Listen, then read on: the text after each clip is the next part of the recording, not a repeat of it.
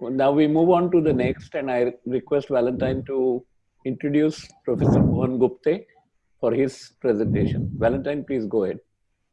Thank you, sir. It's my pleasure to introduce Professor Mohan Gupte. He has done his graduation and post graduation from the BJ Medical College, Pune, and has served as the former ICMR chair of epidemiology, the former chairman of the WHO Technical Advisory Group on Leprosy. He is the founder director of the National Institute of Epidemiology and the ICMR School of Public Health at Chennai, and the president of the Maharashtra Association of Anthropological Sciences. He is the chairperson of 3 institutional ethical committees, including that of the KEM Hospital Pune Research Center. And I do remember that there were a lot of questions which were addressed during prior talks about the ethical and legal aspects of research, and I hope that those which were not answered during those questions would be answered either by Professor Gupte during his talk or during the discussion subsequently. His particular research interests include epidemiology and public health, leprosy, for which he has been awarded the International Gandhi Award in 2018 and the Lifetime Achievement Award, Indian Association of Leprologists, in 2017. He has over 120 research publications, and I'm sure he would be the ideal person to speak to us today about ethical and legal aspects of a research study. Over to Professor Gupte.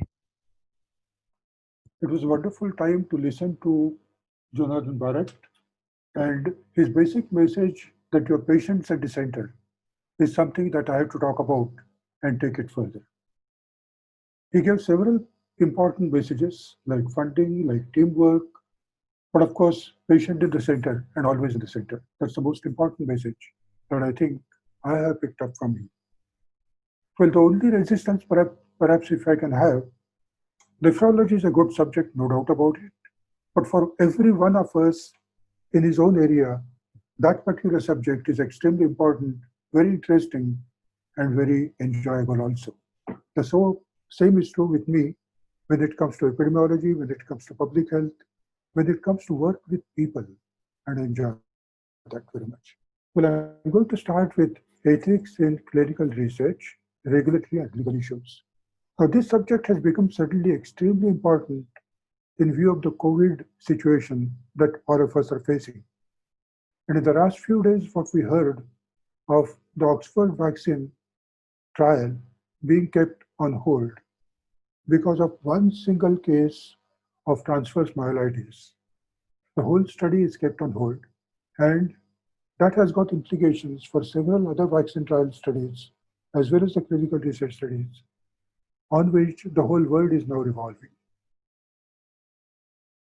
Now that's a very important message, and I'm quite sure all of us are aware of about it, and therefore our interest gets very much more when it comes to clinical research, when it comes to ethics in clinical research, and so on. I'm reminded of the smallpox days, and I will take you to the smallpox situation, 26th October 1977 in Somalia, we saw the last case of smallpox.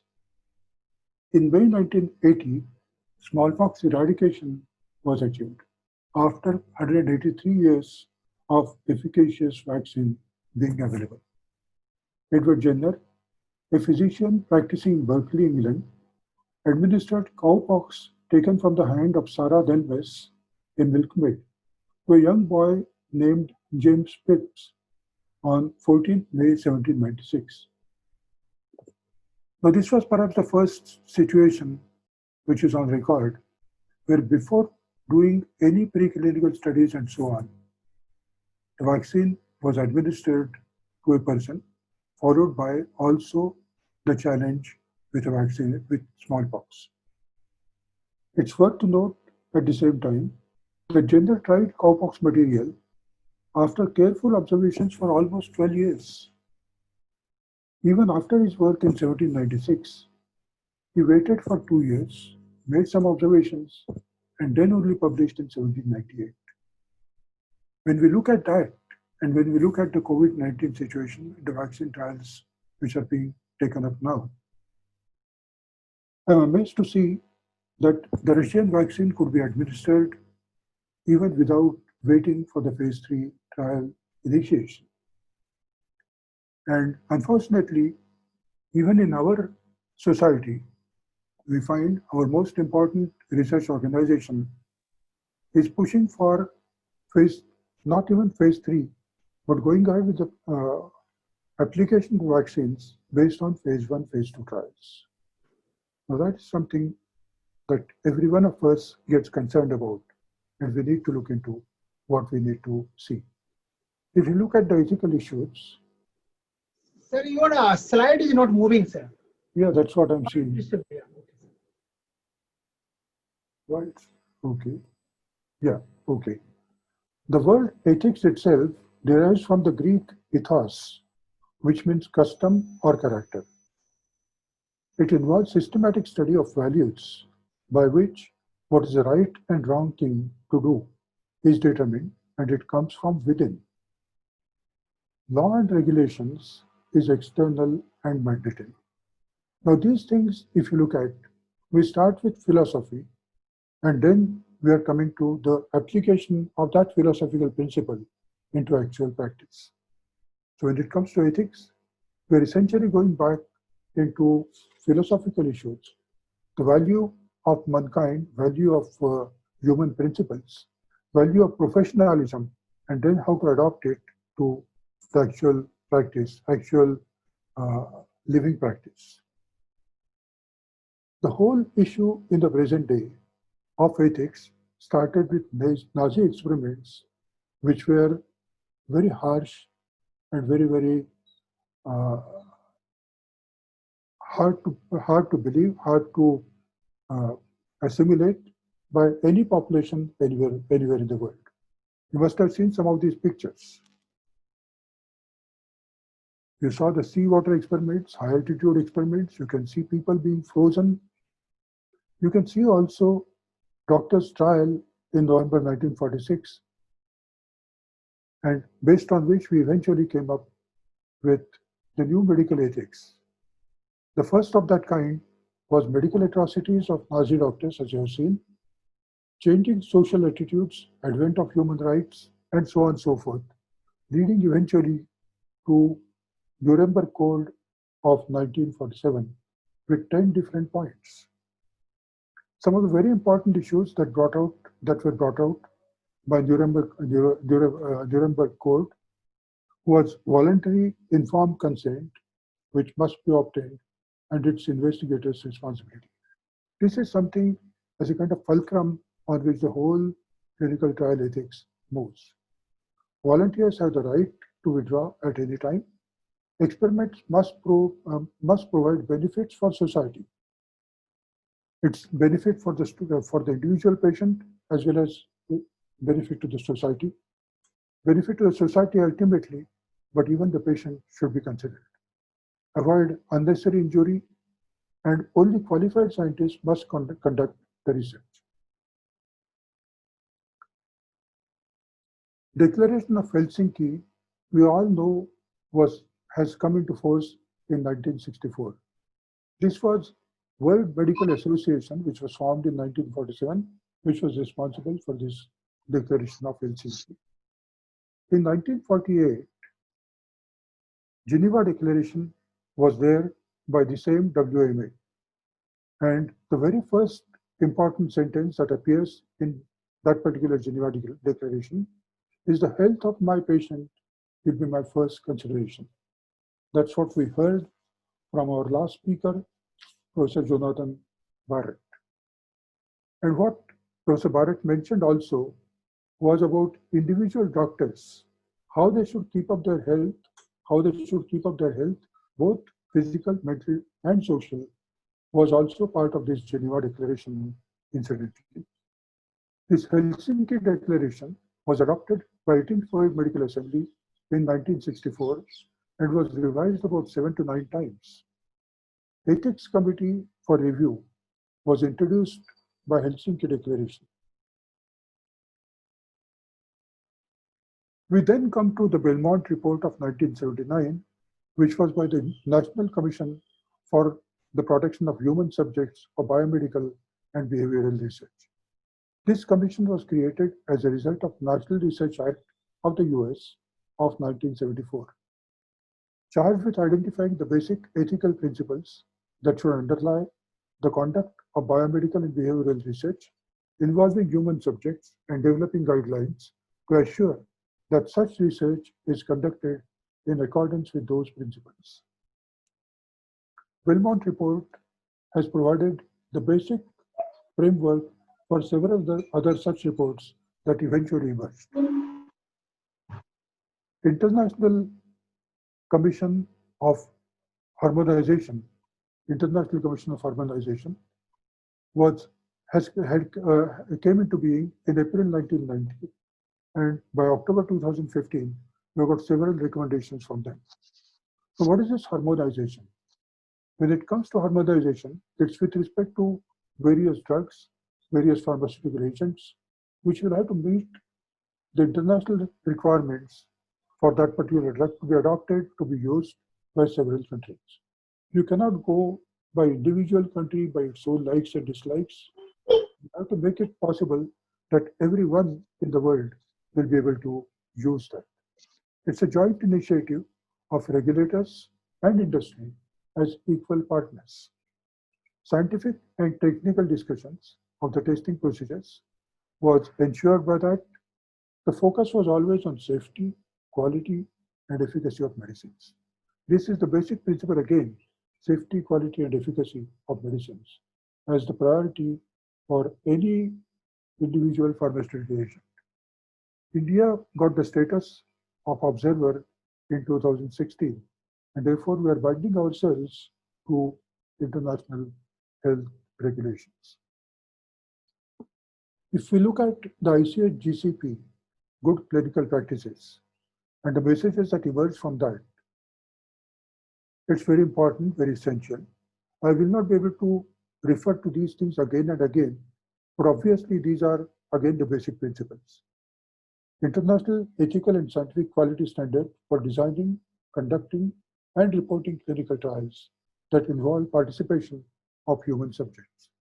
It's not only the designing of the study, but eventually once the study is over, to disseminate the information is also extremely important. It provides the basic assurance, public assurance, that rights, safety, and well-being of trial subjects are protected, consistent with Declaration of Helsinki, and that the clinical data are credible.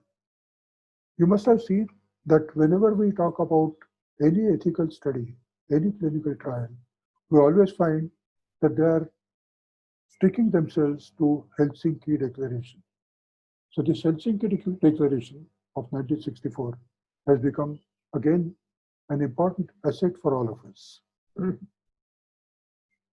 If we continue with the principles of ICH GCP, clinical trials to be conducted in accordance with ethical principles that have their origin, as I mentioned, about Declaration of Helsinki, consistent with GCP and regulatory requirements for each of the country. Foreseeable risks and inconveniences to be weighed against the anticipated benefit for the individual trial subject and society. We always talk about do no harm, and always think in terms of what is the benefit to the patient. Beneficence and non-maleficence are again essential principles of ethics. The rights, safety, and well-being of the trial subjects are the most important considerations and should prevail over all interests.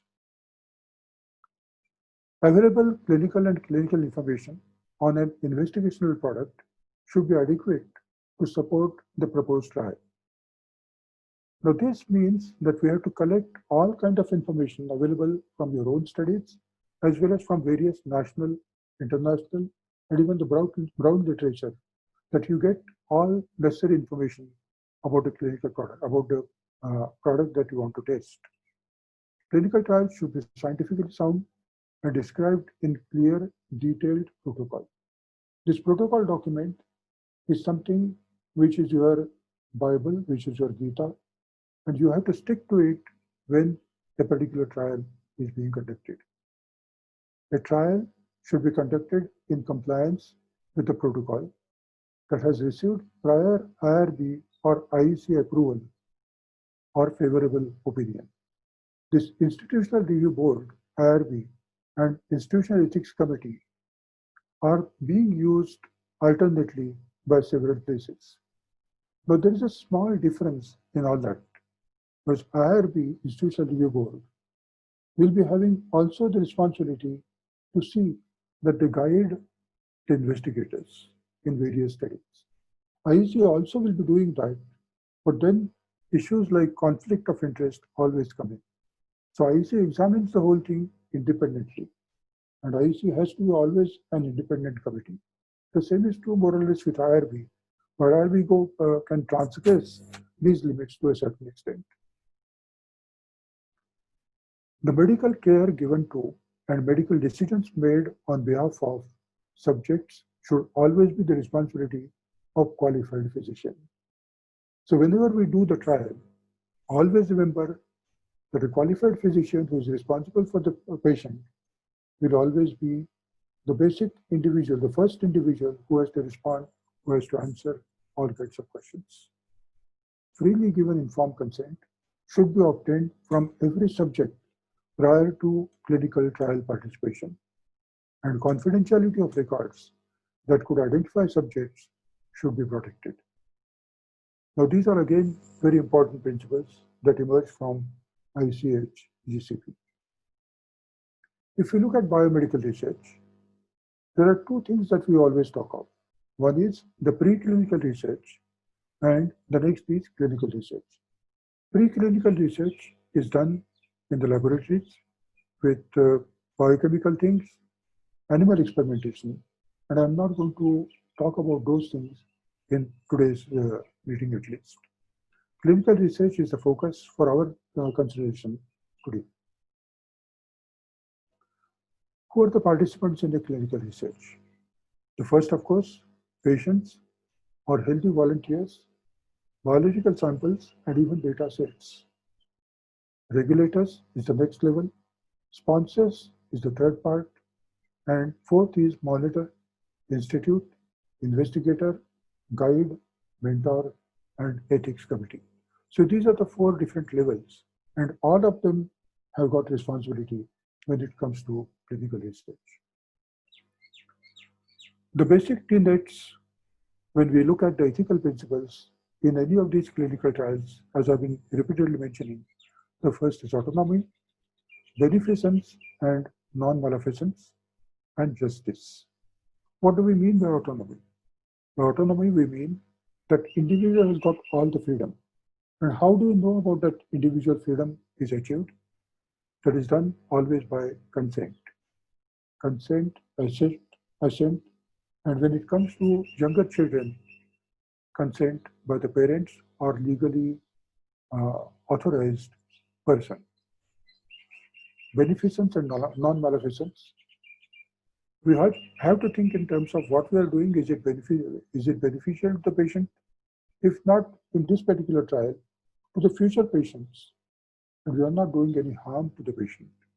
Whatever that we do may involve, to a certain extent, minimal interference, but that will have to be accepted, but that's acceptable within the non-maleficence principle also.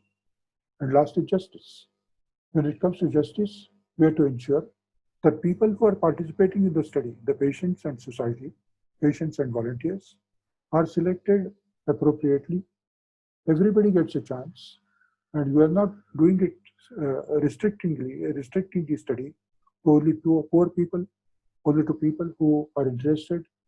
We are spreading our net to cover various kinds of strata in the society, in the patients, and so on.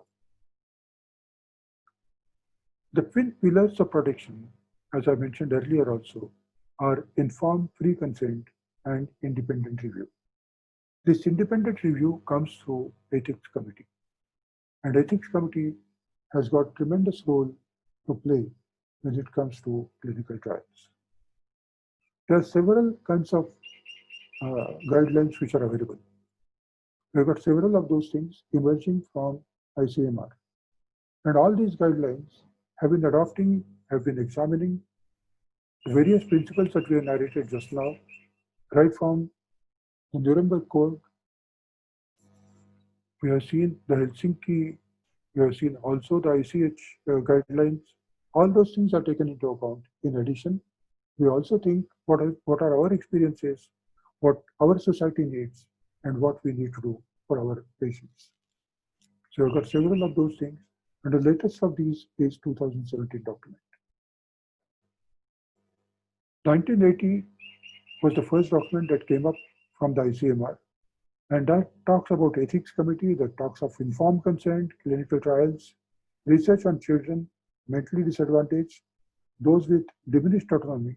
In other words, we talk of vulnerability, we talk of traditional medicine, and we talk of publications. When it comes to traditional medicine, applying ethics to clinical trial is a very tricky question, because various traditional medicines are already accepted either through Ayurveda or Unani or homeopathy or Siddha, and they are already in practice. People are using it. And therefore, some of these principal medicines, there is no need to go for the preclinical studies and so on. All the same, we are looking for evidence. In the realm of evidence-based medicine that we talk of, even traditional medicine studies are being taken up now by using the principles of clinical trials. Recently, Ayush is going ahead with several of those trials. I'm involved in some of these trials for review, for conducting, for giving various kinds of messages to these people, how to go about it. And I see that even traditional medicine that we follow today wants to follow rigorously our rules for clinical trial and ultimately the publications. When it comes to the recent 2017 guidelines, it talks of several kinds of things as mentioned over here. And these guidelines are available online also. So you can always download and make these guidelines available to you. Statement of general principles on ethical considerations involving human participants. Right from that to research during humanitarian emergencies and disasters through which we are just now passing are all covered in that. As you find here in red, responsible conduct of research has become the keyword, buzzword of today. Vulnerability is something we always have to look into. Public health research is becoming more and more important. Research in social and behavioral sciences is getting importance again. How do you do with biological materials, biobanking, and data sets has assumed importance, and there are separate guidelines for some of these things. And as I mentioned, research during humanitarian emergencies and disasters. It's not easy to conduct studies or trials during that period.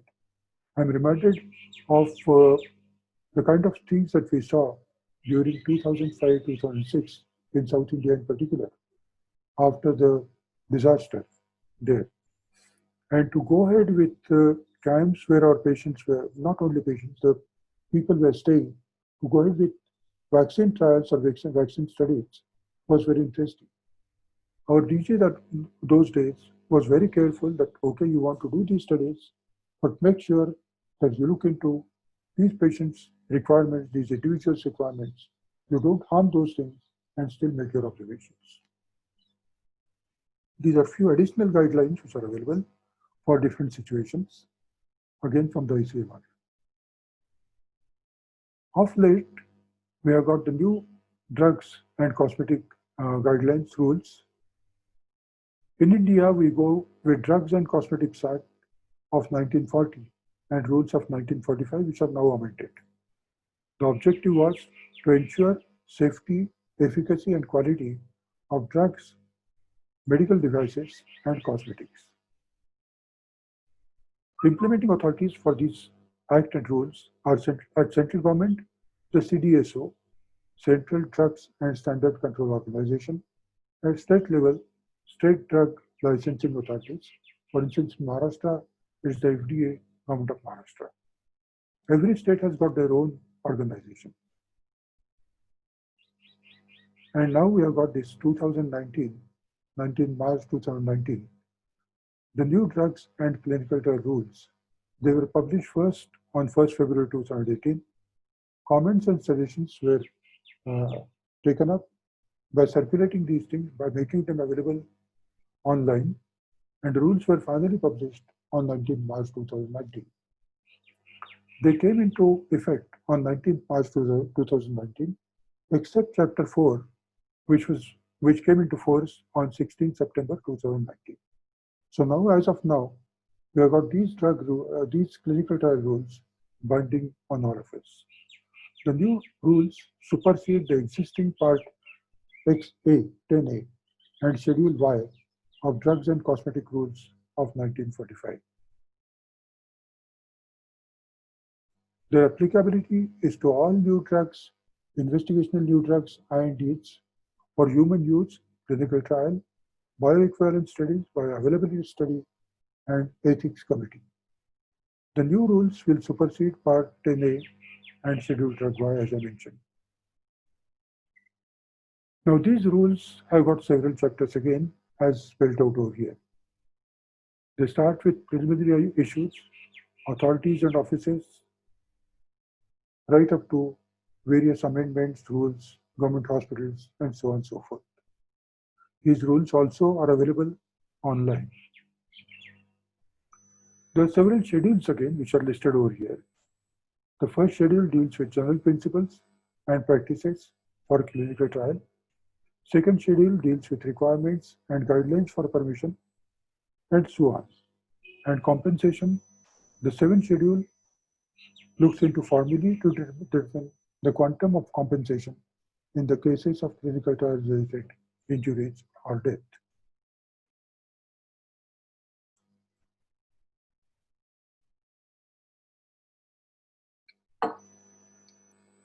There are several new definitions which are coined and which are now available. The new drug is most of the 122B definitions are retained, but the new parts are inclusion of phytopharmaceuticals. And we've got several other things. The good clinical practice guidelines, Indian GCP, is clearly mentioned. Orphan drugs are the drugs for treating conditions affecting NMT 5 lakh persons in India, smaller number. Post-trial access is also dealt with in these new definitions, and how you are going to deal with that. Conditions of clinical trial permission are spelled out. There are several rules like 25, Part 2, 3, 4, 7, and 8 and 9. Site to be initiated after EC approval is very clearly mentioned. If EC rejects the study, details to be submitted to Central Licensing Authority, CLA, before seeking approval of another EC. You can go to another EC only after getting CLA permission.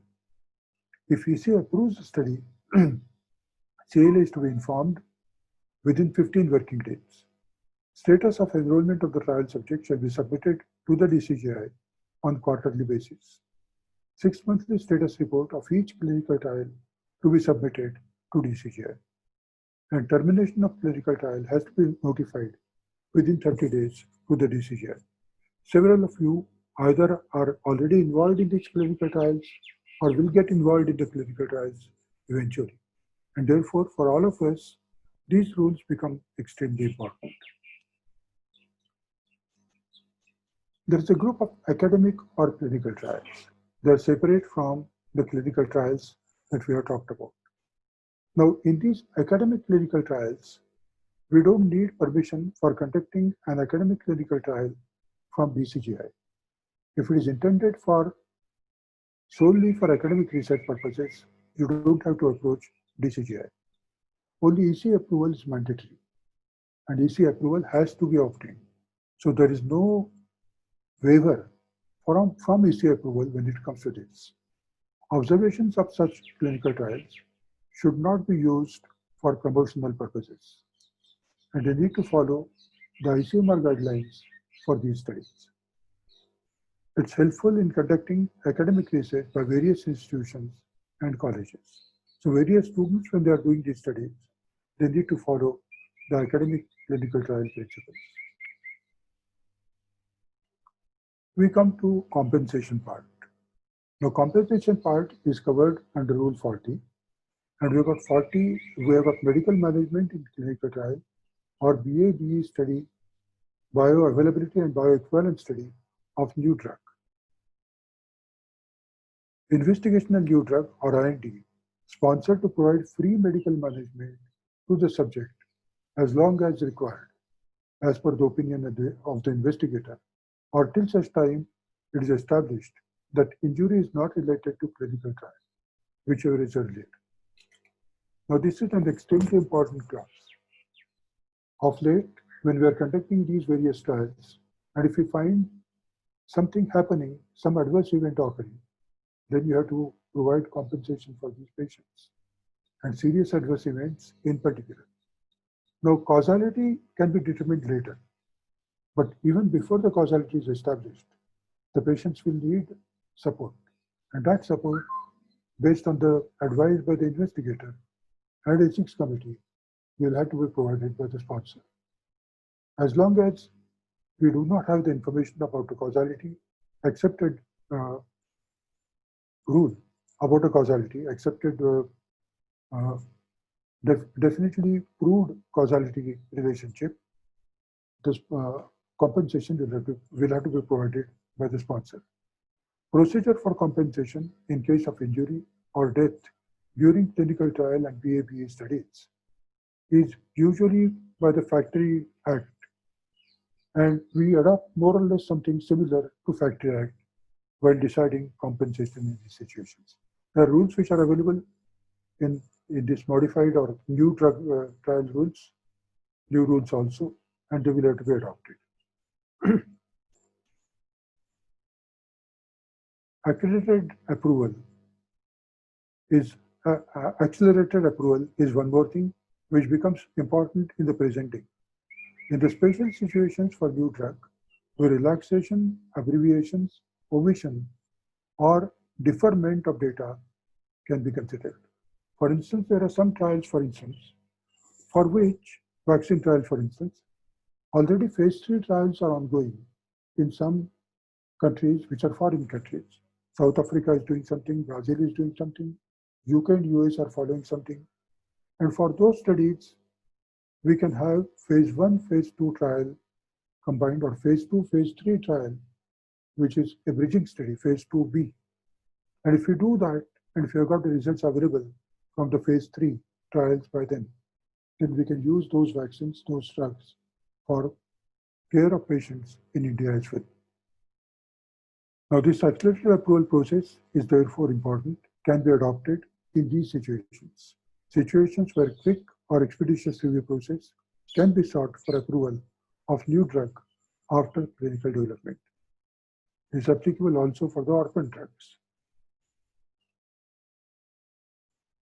When it comes to phase 4 trial, in the new rules, these phase 4 trials and post-marketing surveillance study are separated. Earlier, we used to think that phase 4 and post-marketing surveillance are one and the same. But as per the new rules, phase 4 trials are given a different status. They are included as additional drug interactions. They are included for additional drug interactions, dose response studies, safety studies, and trials designated to support use under the approval of indications. You need ethical approval for that. Ethical aspects for protection, rights, safety, and well-being of the trial subjects shall be followed. The study drug may be provided to the trial subjects free of cost. On the contrary, post-marketing surveillance study or observational and non-interventional studies are active surveillance only. There you don't need regulatory provisions. You don't need ethical approval either. The biosimilars that we used to talk earlier are now being called as similar biologic. So there is a term change. It's similar biologic that we talk of, which is nothing else but biosimilars. So similar biologic means a biologic product which is similar in terms of quality, safety, and efficacy to reference biological product licensed or approved in India or any innovator product approved in International Council of Harmonization member countries. Now, these studies for similar biologics are being taken up in India, and once you find that they are giving in the control arm, we have got the original product and the biosimilar in the test arm or study arm. And if we get similar results, then we can use these similar biologic product also. And these similar biologic products are always going to be cheaper and will be readily available in India.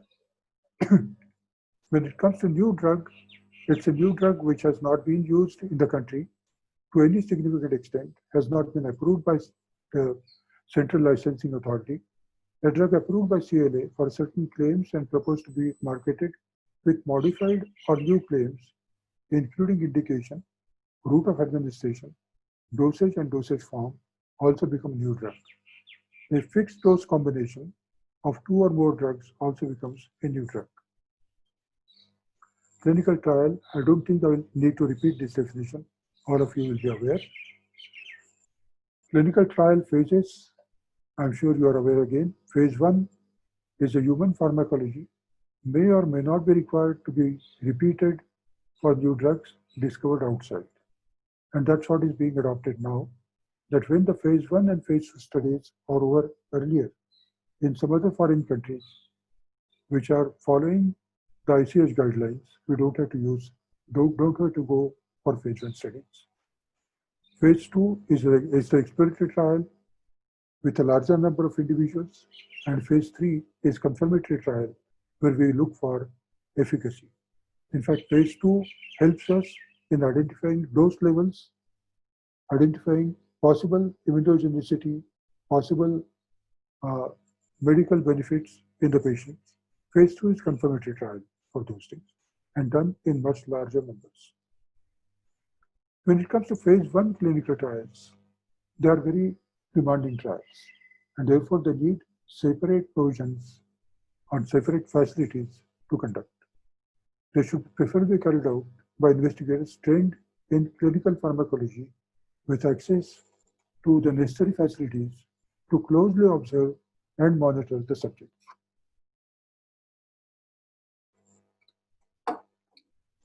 In phase 1 studies, there are separate facilities as I mentioned, and the patients are usually admitted for phase 1 trials. Usually, they are intended to involve one or combination of the following objectives: pharmacokinetic and pharmacodynamic PK/PD studies may be conducted in healthy volunteer subjects or in patients with target disease. The BA/BE studies, bioavailability and bioequivalence studies, assess the rate and extent to which the drug is absorbed from pharmaceutical formulation. Bioequivalence study establish the absence of statistically significant difference in the rate and extent of absorption of an active ingredient from a pharmaceutical formulation in comparison to reference formulation. There should be BA/BE separate centers. Bioavailability and bioequivalence study cannot be done in any clinical trial center. You need a separate center, separate study center for that. BA/BE studies, bioequivalence study of a new drug or investigational new drug should be conducted only in the bioavailability or bioequivalence study with a central licensing authority under where they got the registration under the CLA under Rule 47. In contrast to that, the biomedical and health research is a different category of research activities, including studies on basic, applied, and operational research, on clinical research, primarily to increase scientific knowledge about disease and conditions, physical as well as social and behavioral, their detection and cause, and evolving strategies for health promotion, prevention, or amelioration of disease and rehabilitation. Does not include clinical trials. So these are different studies from clinical trial. And for these as well as for the academic clinical trials, you need ICMR guidelines to be followed. There is a distinct difference between the efficacy and effectiveness. Efficacy is under controlled trial, where you look for the drug producing definite effect with respect to the disease, and it's done in controlled clinical setting. Effectiveness is when the drug is applied in the general practice. So effectiveness in relation to drug means its ability to achieve the desired effect in the real world clinical situation after approval of the drug. To explain this effectiveness, suppose a new vaccine becomes available. How do you look at the effectiveness? And this is very important, because when a new vaccine becomes available for COVID-19, for instance, it doesn't mean that you have got a clear solution straight away to be applied in the community. As we know, that vaccines are not generally being accepted by everybody. And therefore, suppose you find that 50% people only accept the vaccine, automatically, the efficacy in the population of that particular vaccine comes to a level of 50% of whatever efficacy that was achieved. That means if efficacy observed in clinical trial is 70%, the effectiveness gets reduced to 35%.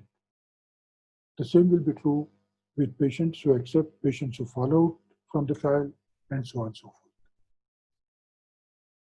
Adverse event is again extremely important.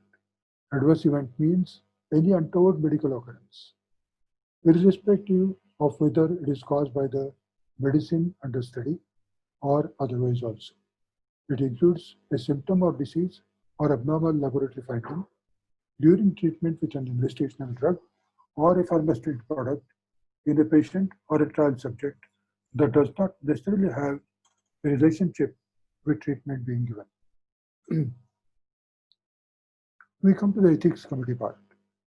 An institution or organization which intends to conduct biomedical and health research shall be required to have an ethics committee to review and oversee the conduct of such research as detailed in the National Ethical Guidelines for biomedical and health research involving human participants, required to register with authority designated by the central government in MOHFW and DHR. If you look at the functions of the ethics committee, they deal with a review and approval of clinical trials, PABA study, and so on. They are supposed to give written reasons while rejecting or asking for a change. Responsibilities regarding SAE is to be accepted. Ensure responsible conduct of the research. As I mentioned, responsible conduct of research is becoming an extremely important area. Discontinuation or suspension of CT, clinical trial, is again the function of ethics committee. Ethics committee roles, if you look at, it essentially has to look into patient protection. Research promotion is extremely important. It means that the ethics committee is not your foe, it's your friend. When it comes to ethics committees, wherever I participate, always try to see that we first commitment for the ethics committee is to see the patient's protection. When we are satisfied on that, we try to promote research to the extent possible. We don't try to come in the way of research promotion. We always support the research trials. Is it IRB or EC? I already mentioned about these things. Are we interested in training investigators? How much we are involved in confidentiality and conflict of interest, and as I mentioned, whether EC is friend or foe. EC reviews both science as well as ethics. So if something is not scientific, it is also not ethical. That's the principle again that we always follow.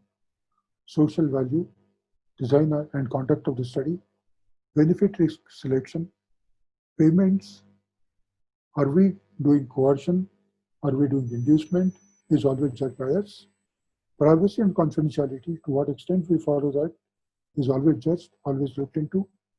Community considerations are taken into account. qualifications of the individual who is responsible for the study and decide whether it meets all the requirements. Conflict of interest of the individual scientist is always considered. Medical management and compensation, is it available? Is it going to be practiced? Is also looked into. Informed consent process is also being examined. We look into the consent form, we look into the translations and back translations, always advise about how we should go about it. When it comes to consent, we always insist that you need to mention that a particular study is a research study. It's not a program. Now, post-trial availability of medicine is something very extremely important. And if we find that the new drug has been recommended by post-trial access, for post-trial access, after completion of clinical trial to any trial subject by the investigator and approved by the EC, the sponsor will have to make this drug available to the trial subject. This is important. Because most of the times we find that the sponsor will somehow try to wriggle out of this responsibility. So the investigator who is conducting these studies will have to make it sure that the drug either is available in the market or the sponsor will make the drug available. If the clinical trial is being conducted for an indication for which no alternative therapy is available, and the investigational new drug or new drug has been found to be beneficial to the trial subject or legal heir of such subject has got the authority to seek the medicine. When it comes to compensation in case of injury or death, legal heir of trial subject should be provided financial compensation by the sponsor or its representative. Permanent disability, there are again rules for that. Injury not being permanent in nature, how we follow that. Medical management again becomes responsibility of the sponsor and the physician or surgeon, whosoever it may be, the principal investigator who is providing this treatment will have to ensure that he is taking care of the patients properly.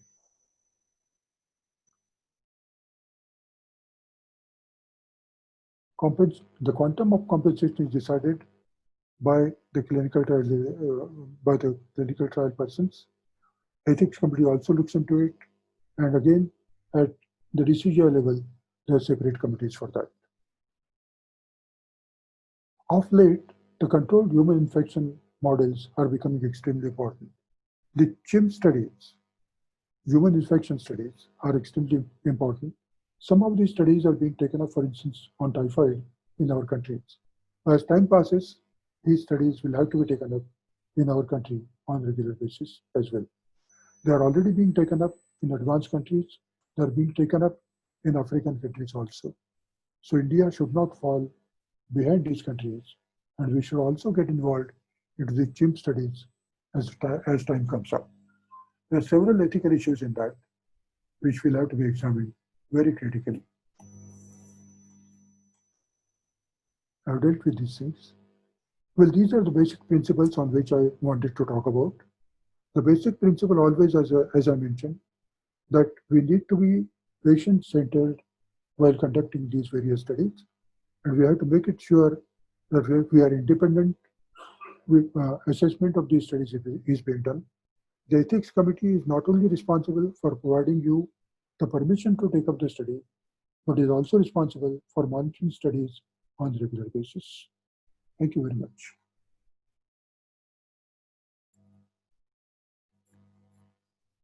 Thank you, Professor Gupte. There are quite a number of questions. Dr. Rajapurkar, shall I go ahead with them? Yes, please. Very good. Please go ahead. You ask the questions and sir could answer. Yeah. I'll start with what looks like the most straightforward question. Dr. Rajiv Sinha has asked, do we need ethical approval for a case report or a retrospective review? As you know, Dr. Lobo, there are several of these studies. If they are anonymized studies and the records are available in public domain, we can always give waiver. But you have to approach the ethics committee as you would like to publish these studies. And when it comes to publication, the journal is going to ask you, are you having ethics committee approval? or ethics committee Waiver. waiver for that. So as long as you take care of that, there is no problem. Right, sir. A question from Dr. Anita, somewhat related. She asks, if we, by habit, we collect data prospectively and later wish to publish a portion of the data mined, do we need consent from each patient? If these are general information kind of thing in the clinical practice, then they are part of your documents which are already available. And there again, if you do anonymous kind of exercise on some of these things, then we can think in terms of waivers. But to get consent, even in the general practice from a patient, is always a good practice. So I would advise you that when you are collecting data, when you are collecting information from the patient, when the patients are getting admitted in hospitals, we generally follow these consent procedures. Now, these consent procedures are generally done in a very blind manner, which is not right. Because most of the times you will find that patients are given consent form and they're asked to sign. There is no time given to them for reading, for consideration, and so on, which is not right. You need to explain, get a consent, and go ahead. It's a good practice to do that. But if you've got already collected data available with you, with anonymized kind of information, you can still make use of that data from the kind of things, records available with you, for example, with concurrence from the ethics committee. Thank you, sir. In fact, I can add to that, that I have in fact done this, obtained a waiver for publishing in the journal Critical Care Medicine on one occasion. A question again from Dr. Possibly be able to take out medical insurance for all the subjects. You see, this falls under the academic trial. And the academic trials, you don't have to go to DCGI, but you still need to go to DHR, to the ICMR. And if you look at the guidelines of the ICMR, which are binding again from that academic study, they will follow essentially again the same principles of compensation. Now, if you want to give, if the compensation becomes obligatory, the patients will demand that. As long as you are sure that you don't need that kind of compensation, you may not go for insurance. But suppose something comes up, the principal investigator or the institution in which they are working will be responsible for providing the compensation.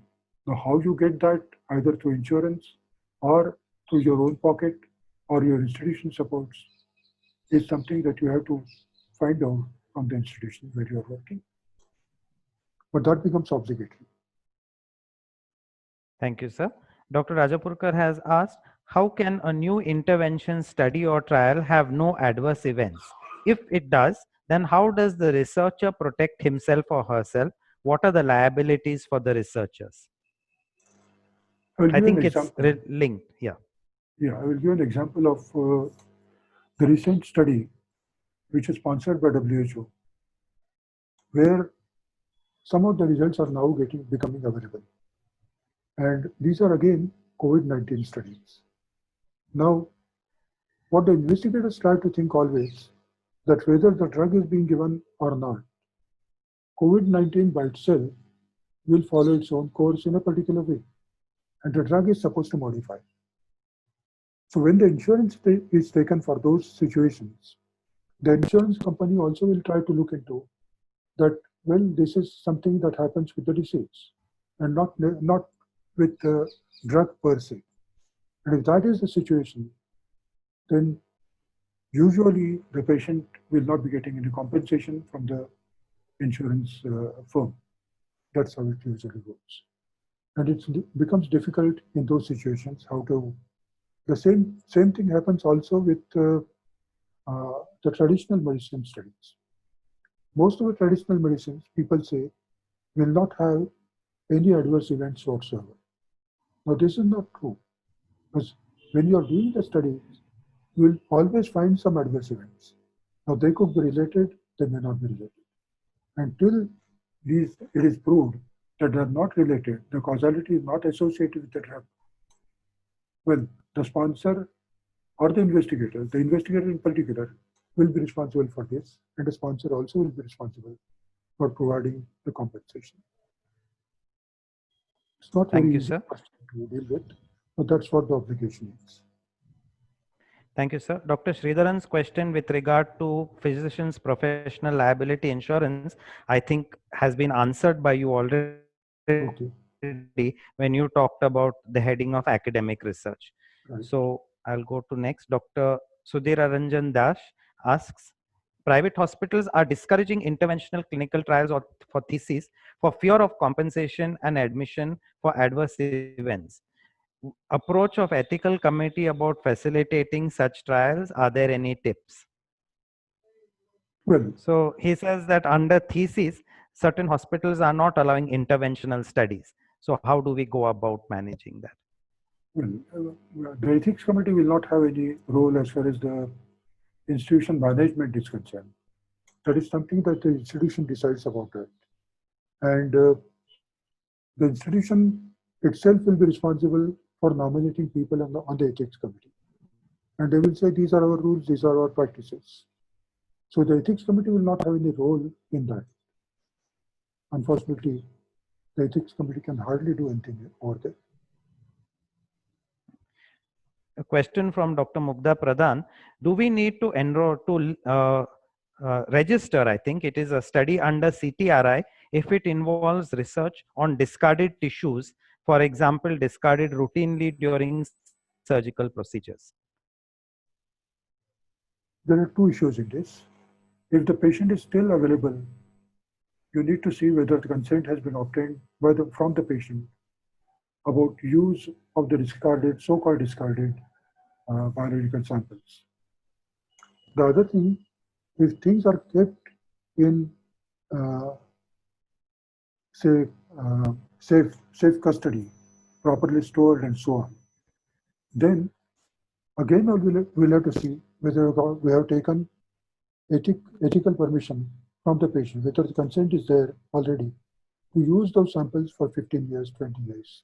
Nowadays, it's a very common practice that when these studies are being taken up, the biological samples are stored for a long time and they take a kind of blanket permission or blanket consent from the patient that they have no objection for using these samples for various other kinds of studies also, if the samples are anonymized and linked. So that's the practice which is healthy practice. If it is absolutely not related to anything, the samples are available and the ethics committee approves that you go ahead with unlinked and the anonymous kind of procedures, which is possible. The ethics committee can do that. It's possible to use those samples. And I think the next question here is also related. Does a retrospective analysis study based on hospital records need consent? I think they are referring to where, especially imaging and pathology, where retrospective studies on previously collected samples is done. What to do about consent? It's the same answer which I already given. Right, sir. Then, yeah. So another question here. Where do we get ethics committee approval if an institution conducting research does not have an in-house ethics committee? Yeah, there is a rule specifically for this. Suppose the institution is not having an ethics committee which is registered, and I don't think I'm violating any principle of confidentiality here. For instance, in Pune, there is one institution of ICMR which is not having the ethics committee registered or approved. And there is another committee which is approved with another institution. Both institutions belong to ICMR. The rule that we follow is if these two institutions are within 50 kilometers, then they can use the other ethics committee also for that purpose. But what happens is the other ethics committee becomes responsible for monitoring the study. So they can look into various kinds of records, various kinds of study mechanisms, study procedures, how the data is being monitored, how the data is being stored, how the data is being analyzed and disseminated. All those issues come under the purview of the other ethics committee. So for which you have to be prepared. Okay. Thank you, sir. I think that brings us to the end of the questions. So I can hand back to Dr. Rajapurkar. Well, I just have to say big thank you to Dr. Mohan Gupte for giving us this very, very important lecture.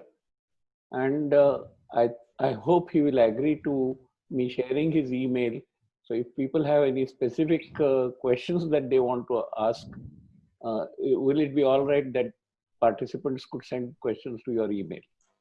Yeah, of course. There's no problem on that. Only thing is I may take little time as I'm getting involved in a large number of things. I will definitely answer. They may not be possible immediately, but I will do it certainly. So you Thank can you certainly very- share my email. Thank you very much, sir. I thoroughly enjoyed the presentation. I must thank you. I was aware that, well, this subject becomes little dry.